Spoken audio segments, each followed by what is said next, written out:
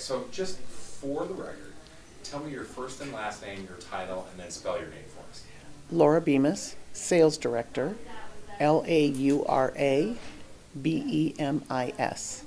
Bemis. Bemis. Okay. Did I not say it? Nope, you did. Okay. I want to make sure I pronounce it right. Okay, so first and foremost, how long have you been working here, and what made you get into senior living? I have been here for 4 years next month, and I was in resort real estate for 20 years, and so I actually dealt with seniors when they retired and they bought their vacation home. And then after the market crashed, I got into this industry, and so I think that I'm just at the next level. And what have you learned at that next level? Oh my gosh, that it's an honor because this is their last leg of their journey, and what an honor to be able to spend it with them. So I feel very, very honored to be here. When someone comes here and looks at an apartment home, and you're giving them the spiel, so to speak, what is it that makes the trigger click and they go, you know what, that is the lifestyle that maybe I want? I think the key is really just doing the discovering and finding out what they like to do, and then letting people know that the people that come here are the ones that want to plan the rest of their life. They want to know exactly where they're going to go. They don't want to put the burden on their children. And so when they realize that, I think that that's the key.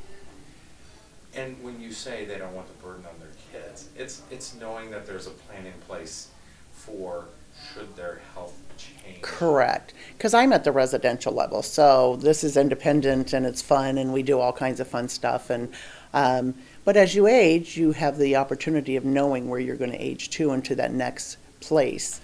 And what are the fun things I tell people all the time is all the friendships that you make, you age together. So when you go to that higher level of care, your friends are there. And can I just, you moved the mic real quick? I did? Yeah, sorry. How did I do that? Oh, like this? Yeah, you kind of yanked it down. So sorry. No, that's all right. I'm not going to pound my chest. I'm going to pull the microphone off. Now we have to do that over? No, you're fine. Okay.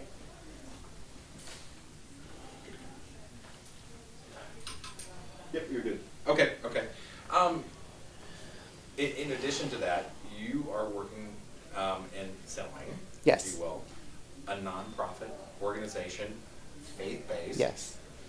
How important is that to folks when they're coming in, or how important is that to you and where you are? Well, it was one of the deciding factors for me because I love the Lord. And so to be able to work for a faith-based community was really very cool. For our residents, a lot of them they want to make sure that that component is here because it is important in our lives. And as we get older, it becomes even more important. And so one of the neat things about this community is the fact that it is faith-based, and the not-for-profit is we do so much community outreach. There's always something for someone to do. Could you keep your hands in front of you? I'm gonna go ahead and just move it over here. Do I keep pulling it down? You keep like Bumping I it? guess bumping it and then it goes. There you go. That's I'll tuck it in my back pocket. Sorry. No, that's my fault. Sure. How would you describe the culture? Well, I think that it's one amazing place because people, when I tour them, they actually comment on how happy everybody is. Staff, residents, how it's obvious that everybody cares about each other. And so it really is a happy place. When you are out and about, what's the type of interaction you see between staff and residents? I think it's terrific because our staff loves our residents, and so they're very involved. Everybody says, "How are you?"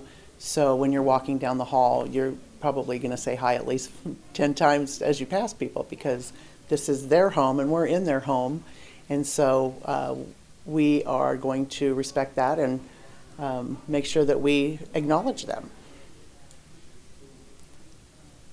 What inspires you, or what makes you so passionate about what you do? Well, I love people, and I've been in sales for 30 plus years, and so being here and working with these people that are so precious, and they've become my friends, and so I do think that my gift is hospitality, and so I think I'm in the right spot. And speaking of gift of hospitality and all that kind of stuff, but you also have to believe in what you're selling. Absolutely. I think the value here is tremendous.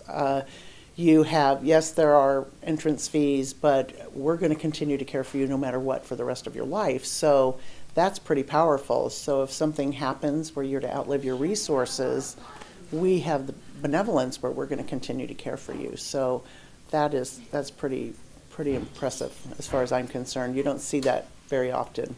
And a for-profit organization isn't going to do that. Correct. You're going to have to leave if you were to run out of your money. Or some of them, if you have to go to a higher level of care that they don't have, then they just have you leave.